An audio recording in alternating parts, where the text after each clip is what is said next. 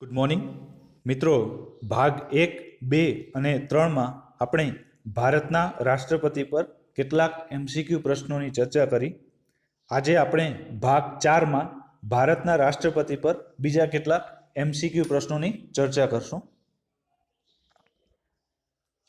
79મો પ્રશ્ન છે, ભારતના કોઈપણ વિસ્તારને અનુસૂચિત ક્ષેત્ર જાહેર કરવાની બંધારણીય સત્તા કોની પાસે છે?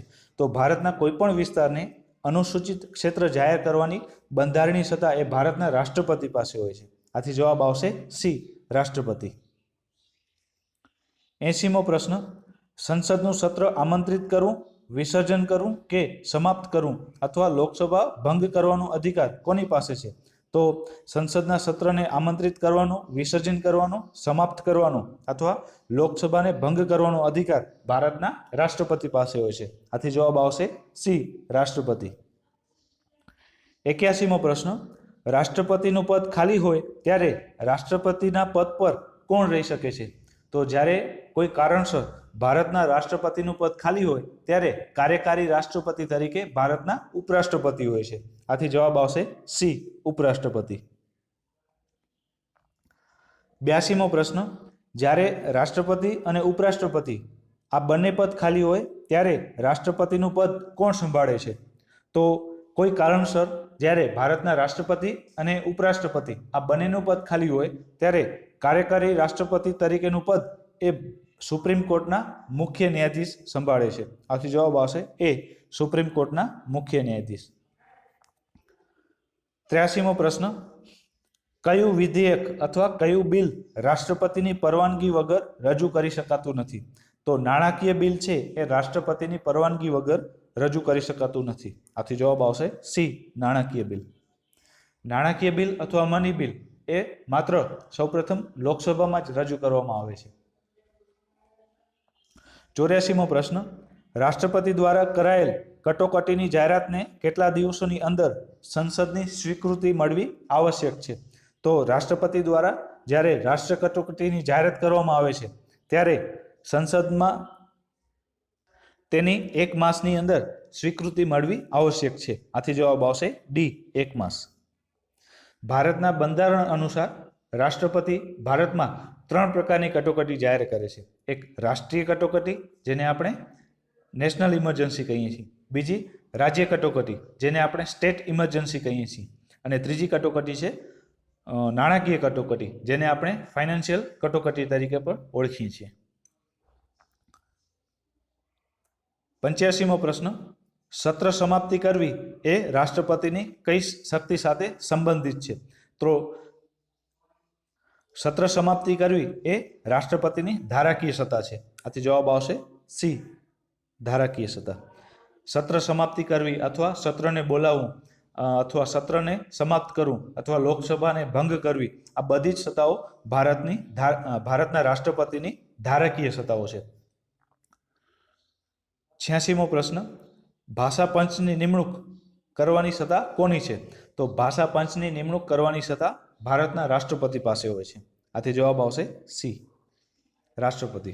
આ ઉપરાંત નાણાં પંચની નિમણૂક કરવાની સત્તા પણ ભારતના રાષ્ટ્રપતિ પાસે હોય છે.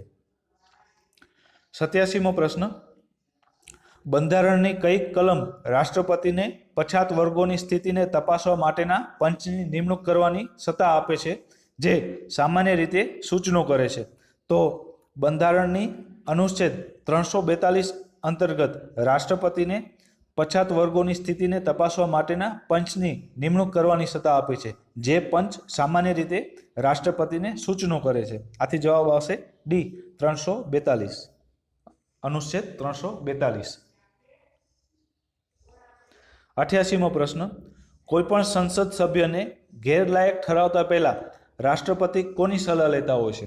તો કોઈપણ સંસદને ગેરલાયક ઠરાવતા પહેલા રાષ્ટ્રપતિ એ ભારતના ચૂંટણી પંચની સલાહ લેતા હોય છે. આથી જવાબ આવશે બી, ચૂંટણી પંચ. 89મો પ્રશ્ન, કેન્દ્રની વહીવટી સત્તાઓ રાષ્ટ્રપતિને બંધારણના કયા નિયમ હેઠળ આપવામાં આવે છે? તો કેન્દ્રની વહીવટી સત્તાઓ રાષ્ટ્રપતિને અનુચ્છેદ 53 હેઠળ આપવામાં આવેલ છે. આથી જવાબ આવશે ડી, અનુચ્છેદ 53. 90મો પ્રશ્ન, ભારતના બંધારણની કઈ કલમ હેઠળ ભારતના રાષ્ટ્રપતિ વિરુદ્ધ મહાભિયોગની પ્રક્રિયા થઈ શકે છે? તો ભારતના બંધારણની કલમ 61 અનુસાર ભારતના રાષ્ટ્રપતિ વિરુદ્ધ મહાભિયોગની પ્રક્રિયા થઈ શકે છે. આથી જવાબ આવશે બી, અનુચ્છેદ 61. ભારતના રાષ્ટ્રપતિ વિરુદ્ધ મહાભિયોગની પ્રક્રિયા એટલે ભારતને હટાવવાની પ્રક્રિયા. આ ભારતના રાષ્ટ્રપતિ વિરુદ્ધ મહાભિયોગની પ્રક્રિયાનો જે કન્સેપ્ટ છે એ અમેરિકાના બંધારણમાંથી લેવામાં આવેલો છે. 91મો પ્રશ્ન, રાષ્ટ્રપતિને તેના હોદ્દા પરથી હટાવવાની પ્રક્રિયા કયા નામે ઓળખાય છે? તો ભારતના રાષ્ટ્રપતિને તેના હોદ્દા પરથી હટાવવાની પ્રક્રિયાને મહાભિયોગ કહેવામાં આવે છે. આથી જવાબ આવશે સી, મહાભિયોગ. 92મો પ્રશ્ન, ભારતના રાષ્ટ્રપતિને મહાભિયોગની પ્રક્રિયાથી કોની પાસે હટાવવાની સત્તા છે? તો ભારતના રાષ્ટ્રપતિની મહાભિયોગની પ્રક્રિયામાં મુખ્યત્વે રાજ્યસભા અને લોકસભા ભાગ લે છે. આથી ભારતના રાષ્ટ્રપતિને મહાભિયોગની પ્રક્રિયાથી હટાવવાની સત્તા રાજ્યસભા પાસે છે. આ ઉપરાંત લોકસભા પાસે રાજ્યસભા પાસે છે. આ ઉપરાંત લોકસભા પાસે પણ છે. આથી જવાબ આવશે એ, લોકસભા અને રાજ્યસભા. ભારતના રાષ્ટ્રપતિની મહાભિયોગની પ્રક્રિયામાં લોકસભાના સભ્યો અને રાજ્યસભાના સભ્યો ભાગ લે છે. તેમાં વિધાનસભાના સભ્યો ભાગ લઈ શકતા નથી. જ્યારે રાષ્ટ્રપતિની ચૂંટણીમાં રાજ્યસભાના સભ્યો, લોકસભાના સભ્યો અને વિધાનસભાના સભ્યો, આ ત્રણેય સદનના સભ્યો ભાગ લઈ શકે છે. 93મો પ્રશ્ન, રાષ્ટ્રપતિ પર મહાભિયોગની પ્રક્રિયા સંસદના કયા ગૃહમાં ચલાવી શકાય છે? તો રાષ્ટ્રપતિ પર મહાભિયોગની પ્રક્રિયા સંસદના બંને ગૃહમાં ચલાવી શકાય છે. આથી જવાબ આવશે એ, રાજ્યસભા અને બી, લોકસભા. 94મો પ્રશ્ન, રાષ્ટ્રપતિ પર મહાભિયોગ કયા આધારે ચલાવી શકાય છે?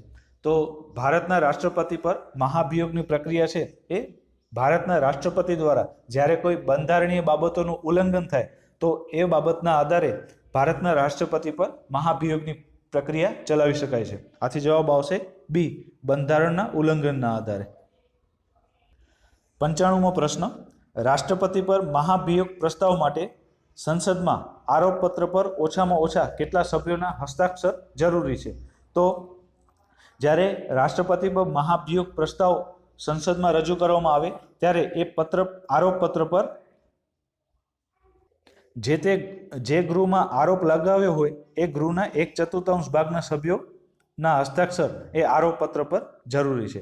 દાખલા તરીકે એ આરોપપત્ર અથવા એ પ્રસ્તાવ સૌપ્રથમ લોકસભામાં રજૂ કરવામાં આવે તો લોકસભાના 1/4 ભાગના સભ્યોની સહી એ આરોપપત્ર પર હોવી જરૂરી છે.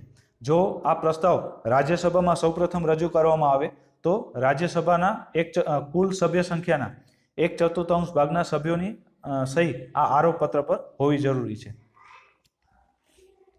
96મો પ્રશ્ન, રાષ્ટ્રપતિ પર મહાભિયોગનો પ્રસ્તાવ લાવવા માટે સંસદમાં આરોપપત્ર રજૂ કરવાના ઓછામાં ઓછા કેટલા દિવસ પહેલા રાષ્ટ્રપતિને તેની લેખિત સૂચના આપવી આવશ્યક છે? જ્યારે રાષ્ટ્રપતિ પર મહાભિયોગનો પ્રસ્તાવ લાવવા માટે સંસદના કોઈ ગૃહમાં આરોપપત્ર રજૂ કરવાનું હોય તો એના 14 દિવસ પહેલા રાષ્ટ્રપતિને તેની લેખિત સૂચના આપવી આવશ્યક છે. આથી જવાબ આવશે બી, 14 દિવસ. 97મો પ્રશ્ન, રાષ્ટ્રપતિ પર મહાભિયોગનો પ્રસ્તાવ સંસદના બંને સદનના કુલ કેટલા સભ્યોની બહુમતીથી પસાર થવું જરૂરી છે? તો રાષ્ટ્રપતિ પર મહાભિયોગનો પ્રસ્તાવ છે એ સંસદના કુલ સભ્ય સંખ્યાના ઓછામાં ઓછા 2/3 બહુમતીથી આ પ્રસ્તાવ પસાર થવો જરૂરી છે. આથી જવાબ આવશે એ, સંસદના કુલ સભ્ય સંખ્યાના ઓછામાં ઓછા 2/3 બહુમતી દ્વારા. 98મો પ્રશ્ન, મહાભિયોગની પ્રક્રિયા પૂરી થયા પછી રાષ્ટ્રપતિને ક્યારથી પદમુખ માનવામાં આવે છે? તો આનો જવાબ આવશે મહાભિયોગ પ્રસ્તાવ સંસદના બીજા સદન દ્વારા સ્વીકૃત થવાના દિવસથી જ રાષ્ટ્રપતિને પદમુખ માનવામાં આવશે. આથી જવાબ આવશે સી, મહાભિયોગ પ્રસ્તાવ સંસદના બીજા સદન દ્વારા સ્વીકૃત થવાના દિવસથી. 99મો પ્રશ્ન, મહાભિયોગની પ્રક્રિયા અથવા મહાભિયોગની કાર્યવાહી કોની પર કરવામાં આવે છે? મહાભિયોગની કાર્યવાહી એ ભારતના રાષ્ટ્રપતિ પર કરવામાં આવે છે. આથી જવાબ આવશે બી, રાષ્ટ્રપતિ. 100મો પ્રશ્ન, રાષ્ટ્રપતિ પર મહાભિયોગ ચલાવવાની પ્રક્રિયા કયા દેશના બંધારણમાંથી લીધેલ છે? તો ભારતના રાષ્ટ્રપતિ પર મહાભિયોગ ચલાવવાની પ્રક્રિયા એ અમેરિકાના બંધારણમાંથી લેવામાં આવેલી છે. આથી જવાબ આવશે ડી, અમેરિકા. 101મો પ્રશ્ન, રાષ્ટ્રપતિ સામે મહાભિયોગની દરખાસ્તમાં જે તે ગૃહના કેટલા સભ્યોની સહી જરૂરી છે? તો જ્યારે રાષ્ટ્રપતિ સામે મહાભિયોગનો પ્રસ્તાવ રજૂ કરવામાં આવે ત્યારે એ આરોપપત્ર પર જે તે ગૃહના 25% સભ્યોની સહી હોવી જરૂરી છે. આથી જવાબ આવશે બી, 25%. દાખલા તરીકે જો આ આરોપપત્ર લોકસભામાં રજૂ કરવામાં આવે તો એ લોકસભાના 25% સભ્યોની સહી આ આરોપપત્ર પર હોવી જરૂરી છે. અને જો આ પ્રસ્તાવ રાજ્યસભામાં સૌપ્રથમ રજૂ કરવામાં આવે તો આ આરોપ પર રાજ્યસભાના કુલ સભ્યોના 25% સભ્યોની આ આરોપપત્ર પર સહી જરૂરી છે. 102મો પ્રશ્ન, વટહુકમ કોણ બહાર પાડી શકે છે? તો ભારતના રાષ્ટ્રપતિને વટહુકમ બહાર પાડવાની સત્તા છે. આથી જવાબ આવશે બી, વટહુકમ રાષ્ટ્રપતિ બહાર પાડી શકે છે. 103મો પ્રશ્ન, રાષ્ટ્રપતિ કઈ યાદીના વિષય પર વટહુકમ બહાર પાડી શકે છે? તો રાષ્ટ્રપતિ એક કેન્દ્ર યાદી અને બીજી સંયુક્ત યાદી, આ બંને યાદીના વિષય પર રાષ્ટ્રપતિ વટહુકમ બહાર પાડી શકે છે. આથી જવાબ આવશે એ, કેન્દ્ર યાદી અને સી, સંયુક્ત યાદી. 104મો પ્રશ્ન, વટહુકમ બહાર પાડવો એ રાષ્ટ્રપતિની કયા પ્રકારની સત્તા છે? તો વટહુકમ બહાર પાડવો એ રાષ્ટ્રપતિની ધારાકીય સત્તા છે. આથી જવાબ આવશે સી, ધારાકીય સત્તા. 105મો પ્રશ્ન, ભારતના રાષ્ટ્રપતિને વટહુકમ પ્રસિદ્ધ કરવાની સત્તા બંધારણની કઈ કલમ હેઠળ અપાયેલ છે? તો ભારતના બંધારણ અનુસાર અનુચ્છેદ 123માં ભારતના રાષ્ટ્રપતિને વટહુકમ પ્રસિદ્ધ કરવાની સત્તા આપવામાં આવેલી છે. આથી જવાબ આવશે ડી, અનુચ્છેદ 123, 1, 2, 3. 106મો પ્રશ્ન, કઈ પરિસ્થિતિમાં રાષ્ટ્રપતિ દ્વારા વટહુકમ જાહેર કરી શકાય છે? તો જ્યારે સંસદના બંને ગૃહ સત્રમાં ન હોય એ પરિસ્થિતિમાં, જ્યારે બંનેમાંથી એક ગૃહ સત્રમાં ન હોય એવી પરિસ્થિતિમાં, અને કોઈ બિલ પર, કોઈ બાબત પર તુરંત કાર્યવાહી કરવી આવશ્યક હોય ત્યારે રાષ્ટ્રપતિ એ વટહુકમ જાહેર કરી શકે છે. આથી જવાબ આવશે ઉપરની તમામ પરિસ્થિતિમાં રાષ્ટ્રપતિ દ્વારા વટહુકમ જાહેર કરી શકાય છે. આથી જ્યારે સંસદના બંને ગૃહ સત્રમાં ન હોય અથવા બેમાંથી એક ગૃહ સત્રમાં ન હોય અને તુરંત કાર્યવાહી કરવી આવશ્યક હોય ત્યારે ભારતના રાષ્ટ્રપતિ દ્વારા અનુચ્છેદ 123 હેઠળ કેન્દ્ર યાદી અથવા સંયુક્ત યાદી પર વટહુકમ જાહેર કરી શકે છે. 107મો પ્રશ્ન, રાષ્ટ્રપતિ દ્વારા બહાર પડાતા વટહુકમથી સંસદ દ્વારા કેટલા સમયમાં મંજૂરી લેવી પડે છે? જ્યારે રાષ્ટ્રપતિ દ્વારા વટહુકમ બહાર પાડવામાં આવે છે તો તેની સમય અવધિ છે એ 6 અઠવાડિયા સુધીની હોય છે. 6 અઠવાડિયાના અંતે એ વટહુકમ તેની અસરકારકતા ગુમાવે છે. પ્રશ્ન છે કે રાષ્ટ્રપતિ દ્વારા બહાર પાડાતા વટહુકમથી સંસદ દ્વારા કેટલા સમયમાં મંજૂરી લેવી પડે છે? તો રાષ્ટ્રપતિ જ્યારે વટહુકમ બહાર પાડે ત્યારે સંસદ દ્વારા 6 અઠવાડિયામાં તેની મંજૂરી લેવી પડે છે. આથી જવાબ આવશે બી, 6 અઠવાડિયા. જો 6 અઠવાડિયાની અંદર આ વટહુકમ સંસદમાં પૂર્ણ બહુમતીથી પસાર થાય છે તો આ વટહુકમ છે એ કાયદો બને છે. પરંતુ કોઈ કારણસર આ વટહુકમ 6 અઠવાડિયાની અંદર સંસદ દ્વારા પસાર ન થાય તો આ વટહુકમ છે એ 6 અઠવાડિયાના અંતે તે વટહુકમ સમાપ્ત થઈ જાય છે. 108મો પ્રશ્ન, સંસદની બેઠક ચાલુ હોય ત્યારે રાષ્ટ્રપતિએ કરેલ વટહુકમ ક્યારે અસરકારકતા ગુમાવે છે? તો સંસદની બેઠક ચાલુ હોય ત્યારે રાષ્ટ્રપતિએ કરેલ વટહુકમ એ 6 અઠવાડિયાના અંતે તેની અસરકારકતા ગુમાવે છે. આથી જવાબ આવશે સી, 6 અઠવાડિયાના અંતે. 109મો પ્રશ્ન, સંસદની બેઠકો ચાલુ ન હોય ત્યારે વટહુકમ પ્રસિદ્ધ કરવાની રાષ્ટ્રપતિની સત્તા કેવી સત્તા છે? તો જ્યારે સંસદની બેઠકો ચાલુ ન હોય ત્યારે રાષ્ટ્રપતિ દ્વારા વટહુકમ પ્રસિદ્ધ કરવાની સત્તા એ રાષ્ટ્રપતિની ધારાકીય સત્તા છે. આથી જવાબ આવશે બી, ધારાકીય સત્તા. 110મો પ્રશ્ન. અત્યાર સુધી ભારતના રાષ્ટ્રપતિ દ્વારા એકમાત્ર કયા કાયદામાં પોકેટ વીટોનો ઉપયોગ કર્યો છે? ભારતના રાષ્ટ્રપતિ મુખ્યત્વે 3 પ્રકારના વીટો પાવરનો ઉપયોગ કરી શકે છે. એમાં એક અત્યાંતિક વીટો, બીજો નિલંબનકારી વીટો અને ત્રીજો આવે છે જેબી વીટો અથવા પોકેટ વીટો. અહીં પ્રશ્ન છે, અત્યાર સુધી ભારતના રાષ્ટ્રપતિ દ્વારા એકમાત્ર કયા કાયદામાં પોકેટ વીટોનો ઉપયોગ કરવામાં આવ્યો છે? તો અત્યાર સુધીમાં એકમાત્ર એવા રાષ્ટ્રપતિ છે જ્ઞાની જૈલસિંહ કે જેમણે પોકેટ વીટોનો ઉપયોગ કર્યો હતો અથવા જેબી વીટોનો ઉપયોગ કર્યો હતો. અને આ વીટો છે એ ભારતીય નાગરિકતા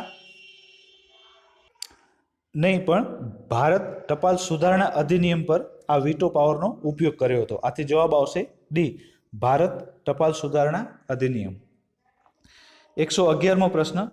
જ્યારે રાષ્ટ્રપતિ કોઈ ખરડાને પુનઃ વિચાર માટે પાછો મોકલવામાં આવે છે ત્યારે કયા પ્રકારના વીટોનો ઉપયોગ થાય છે?